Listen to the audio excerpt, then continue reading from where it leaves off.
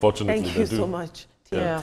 Moving on, in the world of sports, Super Eagles striker Victor Osimhen has opened up about his difficult childhood, offering a rare glimpse into the humble beginnings that shaped his football stardom.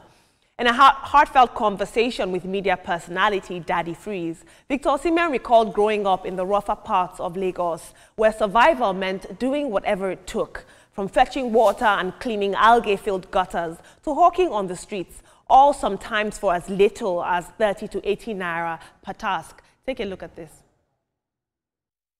At a young age, I have to, go out on the streets to do all kind of job legally. What kind of jobs were you doing?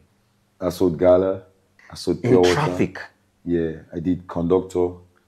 Also, No! Yeah, I also did agent for Baba Jebu.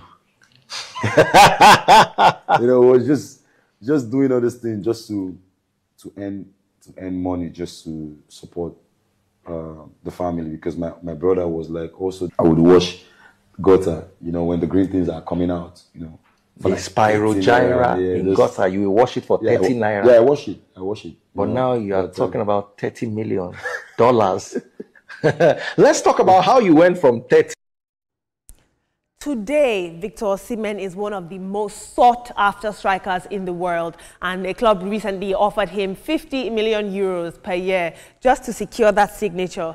This story stuck out to me because it's not just personal triumph, but a reminder to us all of the grit, the resilience, and the raw talent that Nigeria continues to produce against all odds. It's wonderful to watch. Let's take a look at social media.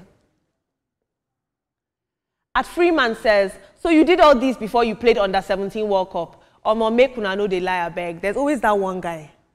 There's always that one person. As A Little Kindness says, every good thing you see out there, don't envy it because a price was paid. Directly or indirectly, there's always a price for everything you see out there, be it good or bad. And we'll take one more tweet.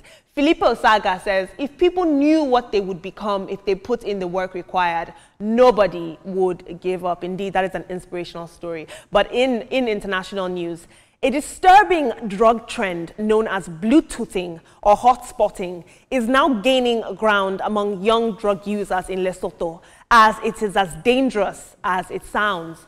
In this bizarre and deeply troubling practice, a group of young users pull funds together to buy hard drugs, often crystal meth, but instead of each person taking a dose, only one individual injects the drug intravenously. Now, once that person is high, their blood is now drawn and injected into the veins of others in a twisted and bizarre attempt to share the high. Now, this makeshift method is seen by them as a cost-saving hack in the face of drug scarcity or poverty. A single high costs about £12 and is distributed to a group of people. One person gets high, they all share the blood. But of course, experts are warning that this is coming with lethal consequences. The trend was observed in parts of South Africa and Zimbabwe, but is particularly now taking shape in Lesotho, a country that is already grappling with one of the highest HIV prevalence rates in the world. Of course, health professionals and anti-drug advocates are warning and sounding the alarm that injecting blood from one person to another is a sure way to spread HIV, one of the fastest ways to spread it that we've seen in recent times. I thought it was important to talk about this because oftentimes we like to shy away. We have a culture of shame when it comes to talking about drug use. It's important that we shine a light on this. Let's take a look very quickly at social media. Jennifer says, injecting someone else's blood to feel something is not just addiction. It's a desperate and heartbreaking cry from a place too deep to scream. This is truly disturbing. And we'll take another submission. Zeal Global says, I saw a video in Liberia on how the young people are using the bones of dead people as ingredients to drugs they use. And now this, African youth need help. Team, this is very, very disturbing. I mean, it's very, very graphic. One person gets high, the rest share the blood and inject the blood into themselves. Where did they get the idea from?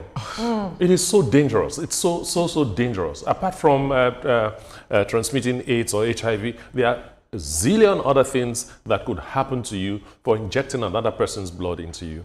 And all for what? You want to get high for like 2 to 3 hours and that's it?